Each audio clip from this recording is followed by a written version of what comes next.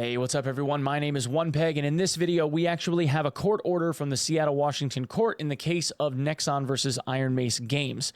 Very recently, Nexon filed a suit against Ironmace Games seeking not only damages, but have Ironmace completely shut down operations by claiming that Ironmace has stolen IP from Nexon and is now copying their game project P3.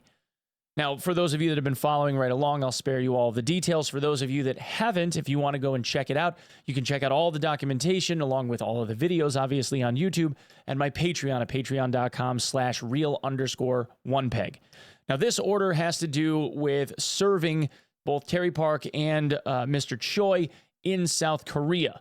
Now, they sought an ability to do that via electronic means, which, from what I gathered and research that I've done and talking to other folks in this space, is not something that commonly occurs. But in this case, they actually approved it. And there is a several-page document going into what the judge's thoughts were. Now, this was filed about 7 hours ago.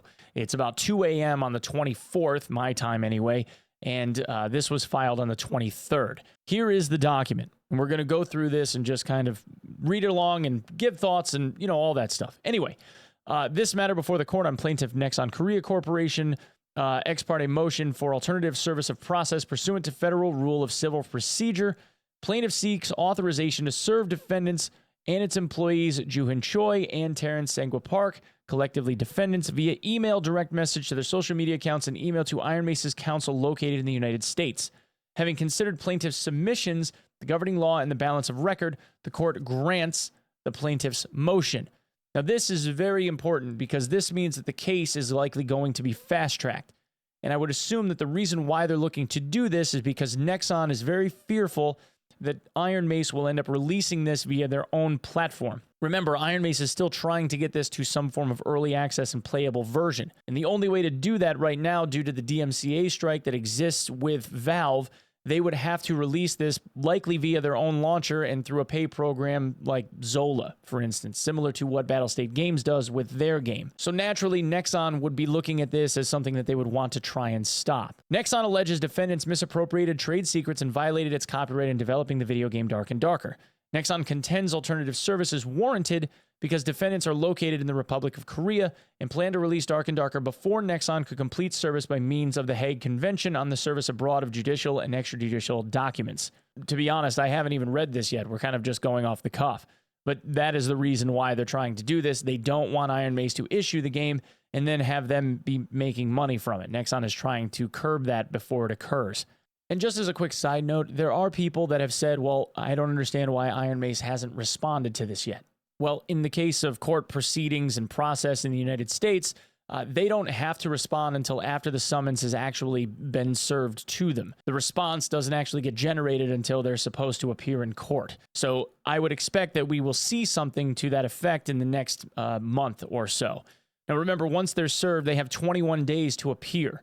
So there will be a date put on the court calendar somewhere within the next month, and it will likely end up being that they will have to appear, at least even electronically, before the end of June.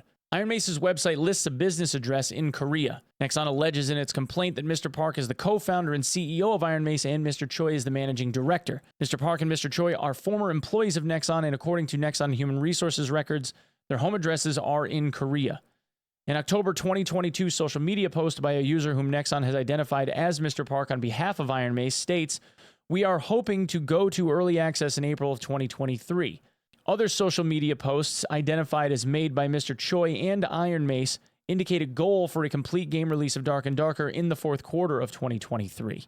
In March and April 2023, Nexon's counsel James S. Blackburn issued takedown requests pursuant to the Digital Millennium Copyright Act to several platforms, which subsequently removed Dark and Darker. In March of 2023, Mr. Blackburn sent cease and desist letters to Ironmace, Mr. Park, and Mr. Choi via email and certified postal mail. Now, there is a subnote here. Nexon alleges in its complaint that Mr. Park is a United States citizen with a residence in California as well as residence in Korea. Nexon has not indicated whether it attempted service in California.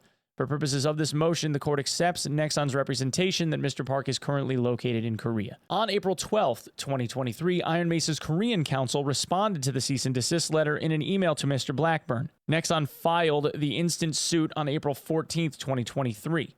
On April 17th, 2023, Nexon sent an email to Ironmace's Korean counsel's email address, attaching a copy of the complaint in this case and requesting acceptance of service.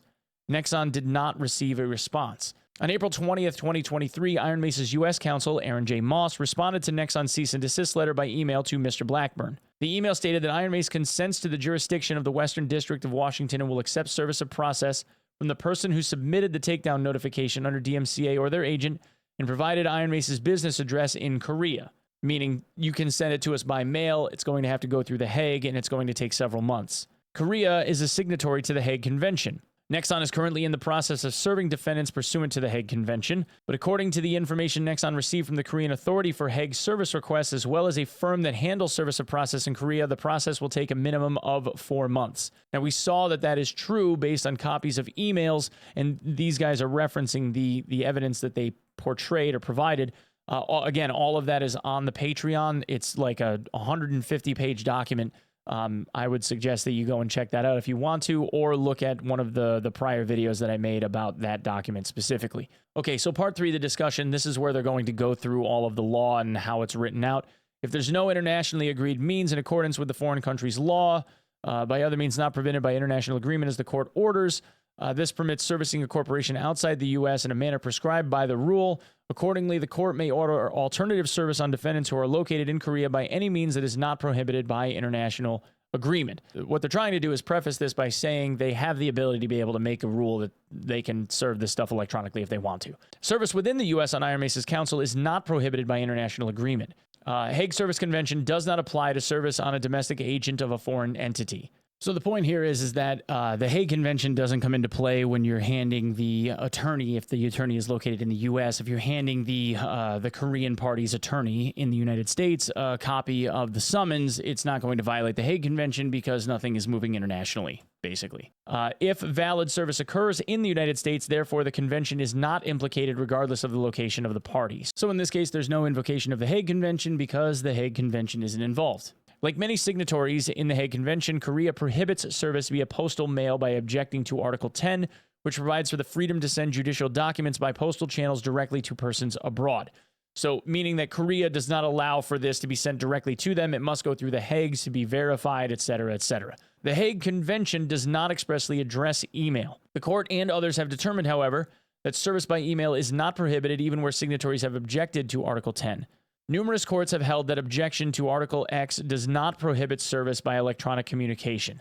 So what they're saying is that there have been multiple rulings saying that even though they won't accept it via direct mail, email kind of circumvents Article 10. This is because when sending service of process by email, there is no service by postal channels. Accordingly, the court concludes that service by email to parties located in Korea is not prohibited by international agreement. So there is no rule that exists that says that you can't send it via email according to Korea and international laws and things that they've agreed to.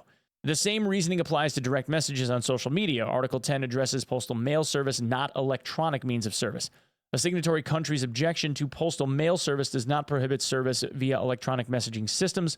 The court concludes that service by social media direct message is also not prohibited by international agreement. So this means that they can send a DM via Twitter with this case, document, the summons attached to it in a DM directly to the @Ironmace Games Twitter account, if they so choose, or they can try to email the individuals independently via direct email. I believe this will also allow them to send DMs on Discord to both Terry and Mr. Choi and SDF directly on Discord even. Circumstances requiring court intervention. In addition to satisfying the express conditions to obtain a court order, a plaintiff must demonstrate that the facts and circumstances of the present case necessitated the district court's intervention. And this is why I say that this isn't like a normal thing to be granted. So it has to be some kind of extenuating circumstance. In Rio, the court's intervention was necessary due to the plaintiff's inability to serve an elusive international defendant striving to evade service of process. In that case, the Ninth Circuit also noted that the Rule 4F3 advisory notes suggest that in cases of urgency, Rule 4F3 may allow the district court to order a special method of service even if other methods of service remain incomplete or unattempted. So in this case, they're referencing this prior case that says that they are allowed to serve them this way due to a sense of urgency. The sense of urgency in this case is that Nexon believes that Ironmace is going to try and push this thing out to market prior to ever having to appear in court or respond, for that matter, because they were never given the summons. Here, Nexon contends that this court's intervention is necessary because Hague's service may not be completed before the defendants plan to make the allegedly infringing video game widely available. Now, remember, they're saying allegedly infringing video game. None of this has been proven, but the Nexon saying that they have a sense of urgency the court believes to be valid and a good enough reason. Nexon contends the situation is urgent because it will be prejudiced if the game is widely released. This piece of it might seem a little bit silly about Nexon saying that they would be prejudiced against, but here's how the court in the United States works. And now, obviously, I'm not an attorney, so this is really like lay speak here, okay? But when it comes to summons, you don't have to respond to a court case that anything that you're being accused of. You don't have to respond to any of it until you've actually been served paperwork summoning you to court for the reasons outlined in the complaint along with the summons document. In this case, even though the DMCA request has happened, and obviously this is like very public and higher profile, and we've already seen the complaints and all this other stuff, Ironmace, until the point in time that they're actually served with the physical copy of the document, or the electronic one in this case, because this is what's being ordered, they could just claim that they didn't know about it. So if they push the product to market and it already ends up out there as a product that we're all like able to play and enjoy, then it becomes a much different animal in terms of court and how it would be perceived. Because they could have just claimed, well, we were never served paperwork, how would we know otherwise? So that's what Nexon is trying to avoid, is by getting this in their face as early as humanly possible. They can't just claim ignorance and say, well, we were just pushing it to market because how did we know? In an April 29, 2023 email affirmed that Nexon solicited to serve by means of the Hague Convention, stated that they anticipate that we'll receive proof of service in 4 to 5 months after submission of the requests. And again, this is a document, an email that was provided as proof in the request that they had made. The longer end of that range would be approximately late September 2023. The Korean Central Authority indicated it would take 4 to 6 months at the earliest, which could be October 2023 or even later. Given that Ironmace appears to be planning a wide release of Dark and Darker sometime between October and December 2023, and there is a substantial likelihood that Hague's service will not be completed before the release, the court concludes that Nexon has demonstrated an urgency that necessitates the court's intervention. So they are using statements that Ironmace had made based on Ironmace's own timeline to say, wait a second, we really need to have a talk about this before it ends up actually getting to market if their timeline is actually going to be met. For so Section C, due process. In addition to the requirements of Rule 4F, a method of service of process must also comport with constitutional notions of due process. To meet this requirement, the method of service crafted by the district court must be reasonably calculated under all the circumstances to apprise interested parties of the pendency of the action and afford them an opportunity to present their objections.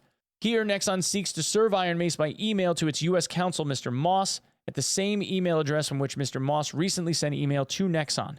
The dispute in this case is a current ongoing legal matter, the substance of which Ironmace's Korean and U.S. counsel have already communicated by email with Nexon regarding. Under the circumstances, the court concludes that email to Ironmace's U.S. counsel is reasonably calculated to apprise Ironmace of the pendency of this action. So in this case, again, it circumvents Article 10, and there's nothing that prohibits that from happening. So they're saying that they're going to end up sending an email to their attorney instead.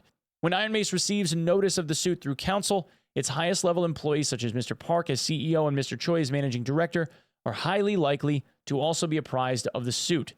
And then they reference a case, Brown, foreign individual defendants are current officers of China Integrated, and thus their close connection to China Integrated makes it all but certain that when the attorney is served through the company's counsel or its agent, they will receive notice of the suit. Meaning that it's not like their attorney isn't going to talk to them, right? The court concludes that service to Ironmace's U.S. counsel comports with due process for all defendants. So the court is saying, by sending it to the attorney, that's good enough, and we have prior case law to fall back on to say, there's been a ruling about this already, and it's okay. Nexon also seeks to serve all defendants by email to contact@ironmace.com, the business email address provided on Ironmace's website. Nexon argues that such email is likely to apprise Ironmace as well as Mr. Park as CEO and Mr. Choi as managing director of the suit. Nexon also contends that sending email to Mr. Park and Mr. Choi at the email addresses listed on their business cards will provide additional assurances that they receive notice of the suit. On March 23rd, 2023, Nexon sent a cease and desist letter to Mr. Choi's email address and received no bounce back notice, meaning that the email was valid, there was no kickback, there wasn't a domain failure. Mr. Choi's business email address has additional indicia of reliability, as Nexon's counsel states in a declaration that according to Nexon, Mr. Choi used his business email address to send an email to Nexon's CEO on April 26 and 27, 2023. Nexon similarly argues that because defendants maintain active social media accounts that they use to promote Dark and Darker, communicate with their followers, and comment on Nexon's allegations against them, service by direct message to defendants' accounts is likely to result in actual notice of this lawsuit. Nexon has provided sufficient evidence that the 3 business email addresses are functional. Nexon has also shown that the defendants' social media accounts are active. The court concludes that the email to defendants' business addresses and direct messages to their social media accounts is likely to apprise defendants of pendency of this action and thus comports with due process. Accordingly, the court grants Nexon's motion to serve defendants by email to Ironmace's U.S. counsel, by email to their business addresses, and by direct message to their social media accounts. So, in triplicate, just to make sure their bases are covered, the redundancy of it all, it's going to the attorney, it's going to their personal emails or their business emails, and it's also going to be DM'd to them via Twitter, most likely, and possibly also through Discord. For the foregoing reason, the court grants plaintiff's motion. Nexon has leave under Federal Rule of Civil Procedure 4F3 to serve process by providing copies of the complaint, the summons, and this order, 1, to all defendants by email, to Ironmace's counsel at amoss@ggfirm.com, and by email to contact@ironmace.com, to Ironmace by direct message at Ironmace Games on Twitter, to Mr. Choi by email at sdf@ironmace.com, and by direct message to SDF on Discord, and at SDF_ on Twitter, and to Mr. Park by email to Terrence@ironmace.com, and by direct message to Terrence at Craps78 on Discord, and at Craps78 on Twitter, dated this 23rd day of May, 2023. Michelle L. Peterson, United States Magistrate Judge, and is so ordered. And that's what we have. So it appears that there's going to be a court appearance within the next month, a preliminary one anyway. That also means that at some point in the next month, we're likely going to see an official response drafted by Mr. Moss and his associated attorneys on behalf of Ironmace to refute the allegations that Nexon is making. This whole thing is going to start heating up. It will be very interesting to see. I am sure there are going to be thousands of pieces of documentation entered into evidence, which I look very forward to reviewing with you all in the coming videos. Thank you so much for coming and checking it out. If you would be so kind as to follow me on my socials at OnePegMG on Twitter, at OnePeg on TikTok. Please consider joining up on Patreon at patreon.com/real_OnePeg. And as always, if you would be kind enough to sub the channel here, I would be very, very much appreciative of you all. Thank you so much for lending me your eyeballs. I love you all, and I will see you in the next one. Peace.